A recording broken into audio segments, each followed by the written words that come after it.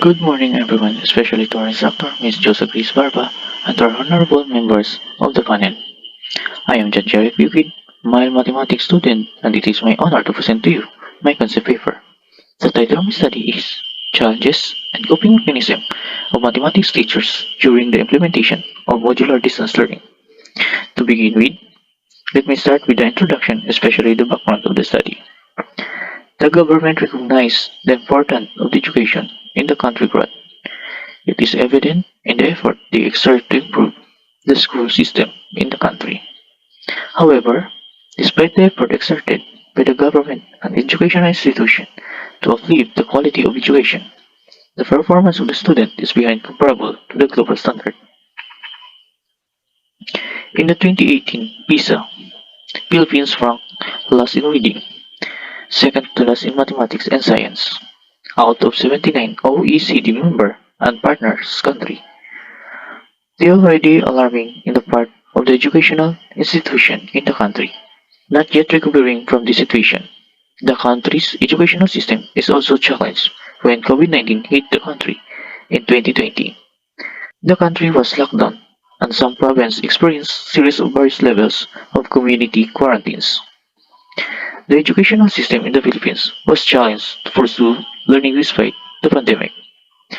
Thus, the Department of Education implemented various initiatives by which one of those are the Order Number 12, Series of 2020, otherwise known as Adoption of Basic Education Learning Continuity Plan for school year 2020 to 2021 in light of public health emergency COVID-19.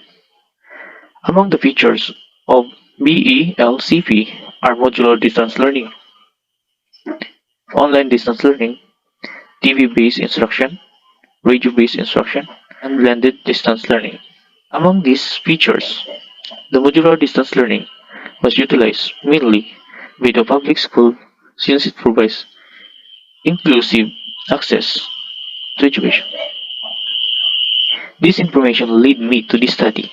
This study is not merely focused on the student.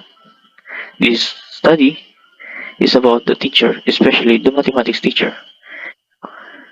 It aimed to understand the challenges that they encountered, their perception towards modular distance learning, and their coping mechanism during the pandemic in terms of the new modality of learning. For the statement of the problem, this study specially sought to answer the following question. What are the challenges encountered by mathematics teacher in relation to modular distance learning? What are the coping mechanisms of mathematics teacher during the implementation of modular distance learning? What intervention program may be developed to address the situations of mathematics teacher in modular distance learning? Since this study is qualitative, I don't have hypothesis, but I have assumption instead. This study grounded on the following assumption. First, meaning were continuously created and recreated through interpretive process by interacting with others. In this study, the researcher will create meanings from the interviews with respondents.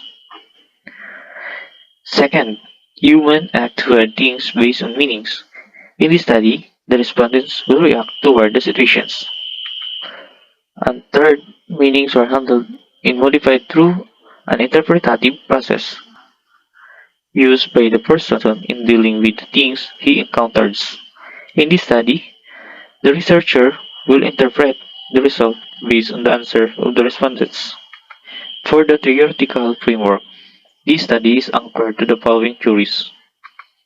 First, adaptation theory of Hatchan 2006. This study is applicable in this study because the teacher will be able to adapt the new teaching and learning process with is the implementation of the modular distance learning. Second, motivation hygiene, also known as two-factor theory of Husband 1959.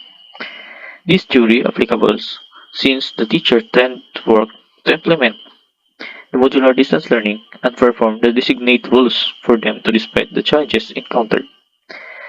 The motivators in this situation are the desire to deliver educational instructions, their professional achievement as a teacher, and compensation. And lastly, coping theory of Lazarus and Fachman in 1984. This theory is applicable since this study will deal with the coping mechanisms of the mathematics teacher in modular distance learning. For the conceptual framework, this study will pattern in the conceptual framework as shown in the screen. This study explores the challenges that the mathematics teachers encountered on modular distance learning as well as their coping mechanism. The result obtained from the challenges and coping mechanism will be the basis in the crafting the intervention program to address the needs of teacher in modular distance learning. For the significance of the study, this study will be valuable to following individuals: teachers, administrator, curriculum developer, policymaker, and future researchers. In the scope and limitation of the study, this study will focus on the challenges and coping mechanism of mathematics teacher during the implementation of modular distance learning. The respondent of this study are the junior high school mathematics teacher in the Aguinaldo Tilpidad Senior Integrated School in the District of Banga, School Division of Aklan. The participants must have handled mathematics subject in modular distance learning. Let us now proceed to the chapter 3, which is the methodology. The first part is research design. This study will employ qualitative design, particularly phenomenology. For the local of the study, this study will take place at Aguinaldo T. Repeated Senior Integrated School or at Recess, Dinabansur, Bangaklan. It is an integrated school in the District of Banga, School Division of Aklan. It has a school ID number 500-170. For the respondents, 6 junior high school mathematics teacher in Aguinaldo T. Repeated Senior Integrated School. The respondent must be handling at least one mathematics subject in junior high school. The sample size is 6 junior high school mathematics teachers. The sampling technique is purposive sampling. Since I will deploy purposive sampling, the respondents will be selected on the following criteria. First, the participant is willing to participate in the conduct of the study. Second, the respondent must be handling at least one mathematics subject in junior high school. Third, the respondent must be regular permanent teachers. The respondent must be employed in the Aguinaldo T. Repeated Senior Integrated School. For the research technique, I will employ interview since this is phenomenology. I will prepare a duly validated researcher-made interview protocol. For the ethical consideration, I will apply the usual ethical principle such as soliciting permission for the authority, entrusting the safety and welfare of the respondents, maintaining their rights to considerations, and respecting their confidentiality and anonymity. Moreover, I will include the following grounds to establish trustworthiness. First, the credibility. To establish credibility, the researcher will go back to the respondents and presented to them the transcribed interviews for verification. Second, dependability.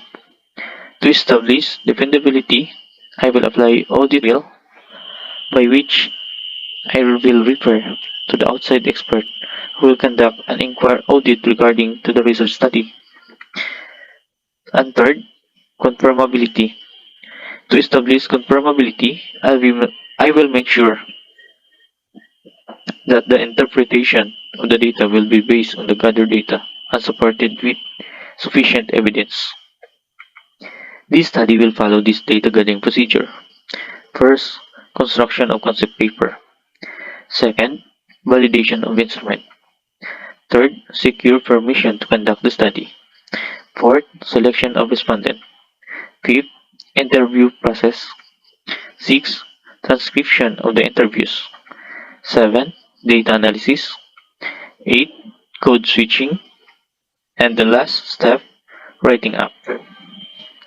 The gathered data will be analyzed by Collais's strategy for phenomenological data analysis. I will follow the 7 steps identified in 1978. Collais's strategy for phenomenological data analysis. The steps are as follows. First, transcribe and familiarize.